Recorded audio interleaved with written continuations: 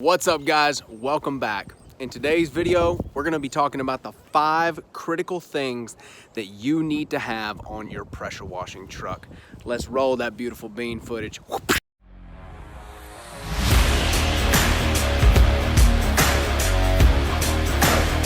That's a deal. To get started in the pressure washing business. What's up, guys? Aaron here with the Lean and Mean Academy. Welcome back. 3, 2, 1. And that we're trained inside of our minds subconsciously. Look at that. Number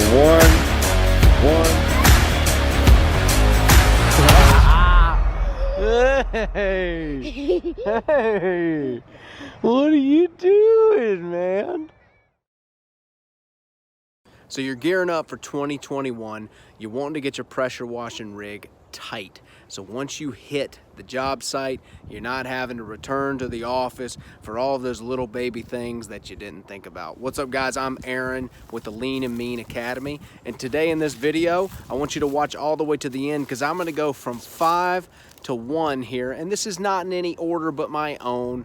Some people are going to have different lists, but I wanted to give you 5 critical things that you need to have on your pressure washing truck, because these are things that could A, cost you money, or B, they could cost you a lot of time, and they're a cheap fix if you got it on the truck. Let's start the list. Okay, so coming in at number 5, this first one's gonna be a no-brainer for you. We got Mad Max chilling right here, the rig, baby. Oh, she's looking all clean. It's wintertime, everything's frozen, and I don't really work too much during the wintertime. But the first one, you guys are gonna go, duh, but let me give you a protocol and a way to use this tool.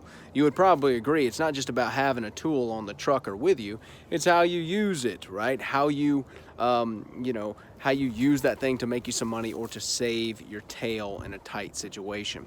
Before we jump into this, hey, look, if you're looking to start your pressure washing business, better yet, launch it into 2021, click the first link in the description. It will take you to the Local Domination Pressure Washing Blueprint, top selling pressure washing course in the world. Tons of reviews.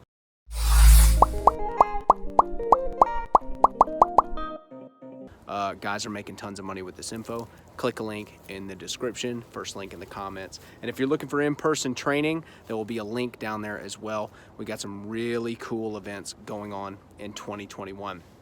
So, number 5 on this list, your phone.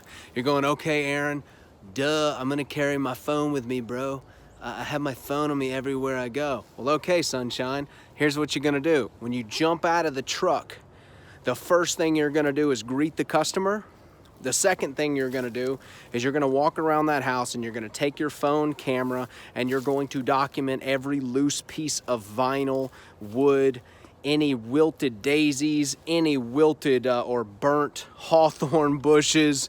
You're going to make sure that you document anything that's out of the ordinary, and you make sure that it is in your phone as a picture. Let me tell you, not all customers are bad, 90% of them are not, but there is a 5 to 10% range that are just a little bit off, and sometimes people are a little emotional and they wanna come after you for some nonsense, okay? So make sure that you document everything around the house, take in photos, save them into a Google Drive or a Google file, and you will be safe. Number 5 is your phone. Use it. Make that a normal part of your day when you are on site, that you're walking around the house. The first thing, you greet the customer, say hey, if they're there, say hey, I'm here to wash your house. Cool. Get your phone out and start documenting any loose stuff around the place, anything that could be a liability to you and to your business. All right, number 4, here we are.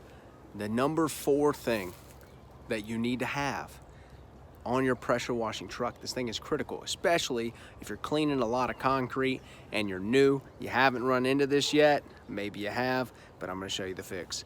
You need a dental pick. What do I use this dental pick for, Aaron? You may ask. What you're gonna use this for is for your surface cleaner tips, okay? A lot of times if you're hooking up a surface cleaner and you're unhooking it and you're hooking it up, look, dirt is gonna get on the tip of your coupling, okay? And you're gonna push that onto the surface cleaner, and that dirt is gonna flow through that surface cleaner. It's gonna get lodged in those tips. It's gonna make your surface cleaner work real wonky, okay? It might be flopping around, it might not be spraying right, it might be drawing lines in the concrete. Get you a dental pick so you can take those spray heads off and you can push that dirt out of it. This thing is a lifesaver, okay? So get you a dental pick and you'll be good to go when dirt gets in your surface cleaner tips. Number 4. All right, the number 3 thing. I know you're ready. I know you're waiting. I know you're excited. Hey, click that subscribe button. Also, click the bell so you get the notifications. And if you're digging the content, go ahead and mash that like button, man. It really helps the channel out, helps get these videos out to more people. The number 3 thing, let's jump into it. To parlay off of that dental pick for your surface cleaner, let's go back to the surface cleaner. Now look, let me show you something. Right here, see that?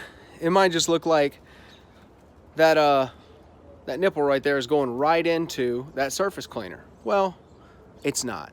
That right there, that little piece, I'll show you. It's hard to do this with a cigar, but I'm not gonna not have a cigar. So right here, this little piece is a filter. Yes, a filter. It's a brilliant little apparatus. Now, am I gonna tell you that it's foolproof? No, but I am gonna tell you that we went from having like 1 clog a day on this thing to having like, I don't know, 1 clog a week, all right, with this little filter. I think they're like, I don't know, 15, 20 bucks or something. You know how high these things are. But this thing will save yo time, baby. Time is everything. Time is money. Get you this little surface cleaner filter, screw it in, and then screw this piece in. Oh, look, and a little tennis ball so you don't get carpal tunnel in your hand. That's not one on the list, but get you one. It'll hold this thing down for you. So get the filter. Number 3, baby. Go. Number 2. Are you ready? I remember I would be around the house spraying when this thing happened. And I would pull the trigger and it would go poof, and it was just, you could hear the machine running full speed, but my pressure was at like a 1/3, okay? This next piece that you're gonna need to have an extra on the truck is critical, all right? Pressure release valve, all right? See that guy right there? Some of you guys, if you're using 4 gallon a minutes, they may not have these. I'm not sure, and they may not be quote unquote multi-use, okay? When you start upgrading into 8 gallon a minute, 10 gallon a minute stuff, they're going to have a larger one, all right? This thing is gonna blow out if it ever feels like the pump's pressure is getting too high to where it would destroy the pump. This guy is gonna blow out and water is gonna come shooting out of this hole. I felt that. I remember when it happened the first time. I looked around the house and water was spraying into the street because this was on a trailer, right? So it was blowing out like crazy. Keep you an extra one of these on the truck so you're not having to wait a few days to have this thing shipped in. These are like, I don't know, 40, 50 bucks, I believe. They're not cheap, and you may go through a couple a year. As you know, this is a maintenance-intensive business, so keep one of these on the truck, man. It will save you so much time and heartache. Also, if you're starting to blow these out, adjust your pressure here on the unloader so it's not blowing, the pressure isn't so high, right? Because these things can only blow a few times, 3 times maybe, and then they start to loosen up and they start to blow every time you let off the handle, okay? So you may get once or twice out of this before you're gonna need to adjust it, but after that, you're gonna need to replace it, all right? So number 2, blowout valve. All right, so let's do a little recap before we get to number 1. Number 5 was your phone. As soon as you jump out of the truck, you greet the customer, you take that phone and you document everything that looks loose or burnt or dead around the house, around your working area.